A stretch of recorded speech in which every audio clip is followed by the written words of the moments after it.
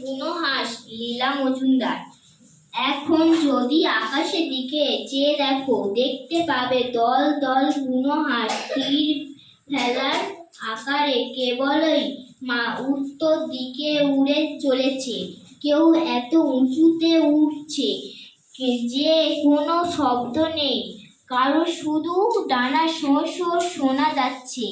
আবার কেউ বা বলছে হাক গাক গাক গাক।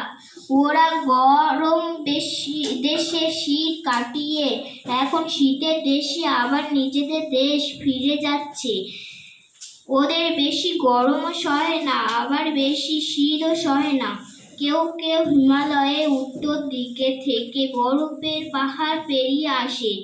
অনেকে নাকি ভারতের মাটি পার হয়ে সমুদ্রের ওপর দিয়ে উড়ে ছোট ছোট দ্বীপে গিয়ে নামে।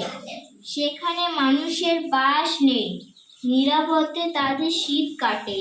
পৃথিবীর দক্ষিণে আধখানার আমাদের শীতের সময় গরম, আবার আমাদের গরমের সময় শীত।